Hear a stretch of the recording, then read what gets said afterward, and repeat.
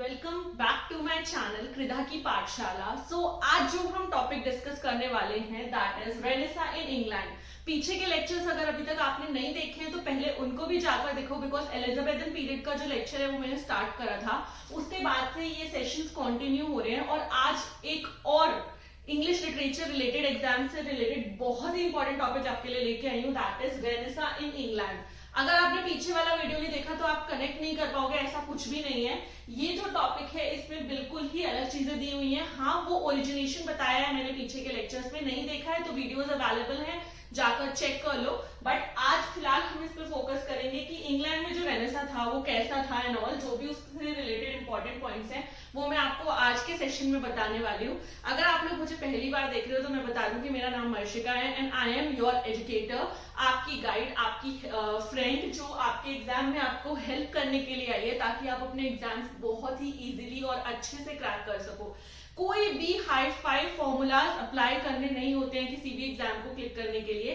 Crack करने के लिए उतना ही जरूरी है कि हमारा बेसिक, हमारा बेस स्ट्रांग हो, इंपॉर्टेंट पॉइंट्स हमें याद हो। इंग्लिश लिटरेचर में बहुत ही बल्कि फॉर्म में चीजें अवेलेबल होती हैं। बहुत सारे स्टूडेंट्स की यही प्रॉब्लम होती है कि मैम हम मगअप नहीं कर पाते, हम याद नहीं रख पाते। इवन मैं भी एज अ स्टूडेंट ऐसे ही फील करती थी कि भाई मैं रट्टा नहीं मार सकती हूँ। सो उस सिनेरियो में हमें क्या करना होता है कि कोई अगर ऐसी हेल्प हमें मिल जाए कि हमें नोट्स फॉर्म में चीजें मिल जाए, जैसे मैं हमेशा पॉइंटर्स में पढ़ाती हूँ, पीछे की वीडियोस भी आप देखोगे आपको पता चलेगा कि मैंने सारे ही टॉपिक्स पॉइंटर्स में ही कवर किए हैं। उसमें ये आसान हो जाता है कि जब हम अपने एग्जाम के लिए रिविजन करते हैं वो भी इजी रहता है, प्लस जब हम उस टॉपिक को समझ रहे होते हैं तो उसके कुछ इंपॉर्टेंट पॉइंटर्स अगर मिल जाते हैं तो उन पॉइंटर्स को याद करना काफी आसान रहता है एज कंपेयर टू कि हम पूरा का पूरा वो बल्कि जो भी मैटर है उसको याद कर सकें। सो अब देर नहीं करते हैं, स्टार्ट करते हैं हमारा आज का सेशन, रेनेसा इन इंग्लैंड।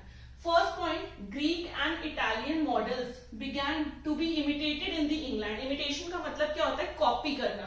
ठीक है, तो हमारा पहला पॉइंट बता रहा है कि जो ग्रीक और इटालियन मॉडल्स थे उनको कॉपी करने की स्टार्टिंग हो चुकी थी इंग्लैंड में। और ये स्टार्टिंग कब हुई थी? रेनेसा की जो स्टार्टिंग हुई थी वो इसी पीरियड में, लाइक यहीं पे जो मैंने पीछे वीडियो में बताया था कि ग्रीक और इटालियन मॉडल का क्या कनेक्शन था, वो सब इससे पीछे वाले वीडियो में आपको समझ में आएगा, तो उसे भी देख लेना। बट यहाँ पे रेनेसा की स्टार्टिंग में यही हुआ था कि ग्रीक और इटालियन मॉडल्स जो थे उनको कॉपी करना स्टार्ट कर दिया गया था इंग्लैंड में। Second major point, the poets, dramatist and authors. Poets हो गए जो पोएट्री लिखते थे, ऑथर्स हो गए जिन्होंने नॉवेल्स वगैरह लिखी थी या कोई भी और ऐसे वगैरह, उन्हें ऐसे भी बोलते हैं बट आप ऑथर की कैटेगरी में कंसिडर कर सकते हो। ड्रामेटिस्ट जो ड्रामा लिखते थे, ठीक है, जो डायलॉग फॉर्म में ड्रामा होता था। The poets, dramatists and authors became crazy about Greek models। ये सारे ही बहुत ज्यादा, crazy यहाँ पे वर्ड जो यूज किया उसका मतलब है कि लाइक बहुत ज्यादा, एक होता है ना आप इंडल्ज हो जाते हो किसी चीज के अंदर, किसी चीज में आपको इंटरेस्ट आने लगता है तो आप इंडल्ज होने लगते हो। तो जो पोएट्स थे, ड्रामेटिस्ट थे, ऑथर्स थे, वो क्रेजी होने लगे थे अबाउट द ग्रीक मॉडल्स के लिए। ठीक है, क्लियर? ये दो पॉइंट बहुत ही ज्यादा इंपॉर्टेंट है बिकॉज रेनेसा का बेस यही है। जो मैंने चीजें पीछे पढ़ाई वो भी इंपॉर्टेंट थी क्योंकि उसमें एलिजाबेथन पीरियड में रेनेसा का इंट्रोडक्शन कैसे हुआ, ओरिजिनेशन कैसे हुआ, वो चीज बताई थी। और उसके आगे का मैं अब आपको इसमें समझा रही हूँ।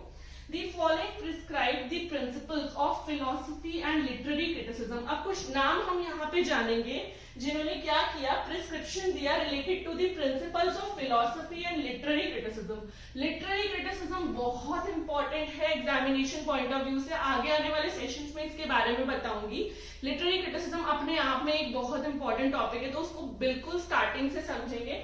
ठीक है, सो आपको अभी क्या याद रखना है, कुछ इन नामों को आपको याद रखना है, ये इंपॉर्टेंट नेम्स हैं जिन्होंने principles of philosophy and literary criticism दिया था। सबसे पहले हम बात कर लेते हैं विलियम शेक्सपियर की। शेक्सपियर बहुत इंपॉर्टेंट नाम एग्जामिनेशन पॉइंट ऑफ व्यू से भी और इंग्लिश लिटरेचर के पॉइंट ऑफ व्यू से भी। तो शेक्सपियर रोट ट्रेजेडीज। शेक्सपियर ने क्या लिखना स्टार्ट किया? ट्रेजेडीज। ट्रेजेडीज हमेशा होती थी दुख भरी, जिनका लाइक एंड भी बहुत ज्यादा पेनफुल होता था। आप लोगों ने अगर शेक्सपियर के बारे में थोड़ा सा भी पढ़ा तो आपको पता होगा, कॉमेडीज, ट्रेजेडीज एंड ऑल ये सब चीजें जो भी थी, सोनेट्स भी लिखी थी उन्होंने। बट यहाँ पे हम बात करेंगे कि शेक्सपियर ने क्या लिखा? ट्रेजेडीज लिखी। उसके बाद स्पेंसर की बात कर लेते हैं, another important name. Spenser wrote Faerie Queene. Faerie Queene बहुत इंपॉर्टेंट वर्क है अगर आप नेट इंग्लिश की तैयारी कर रहे हो या आप टीजीटी, पीजीटी की तैयारी कर रहे हो, बहुत बहुत ज्यादा इंपॉर्टेंट वर्क है। पढ़ना बहुत जरूरी है। इसकी भी समरी जो है मैं आगे आने वाले लेक्चर्स में बताने वाली हूँ। तो अगर चैनल को सब्सक्राइब नहीं किया है अभी तक तो जल्दी से कर लो, ताकि आगे जब भी वीडियो आए तो आपको नोटिफिकेशन सबसे पहले मिल जाए। तो Spenser wrote Faerie Queene, Spenser ने फेरी क्वीन लिखा। Then Sidney wrote Arcadia, Arcadia another important work. मैंने क्यों बोला था कि पॉइंट्स में पढ़ना इंपॉर्टेंट है, इसीलिए बोला था बिकॉज अगर आप जाओगे डीप में जाकर पढ़ोगे तो आप बहुत ज्यादा कंफ्यूज हो जाने वाले हो। इतने सारे नाम हैं, इतने सारे वर्क्स हैं, बट यहाँ पे उन्हीं की बात की जा रही है जो एग्जामिनेशन पॉइंट ऑफ व्यू से इंपॉर्टेंट है।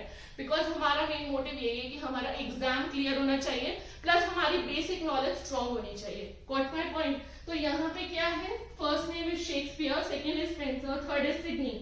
सिडनी रोड आर्केडिया, सिडनी ने क्या लिखा? आर्केडिया। अगला नाम जानते हैं बेन जॉनसन। बेन जॉनसन ने लिखी कॉमेडीज। कॉमेडीज और ट्रेजेडीज एकदम ऑपोजिट्स हैं।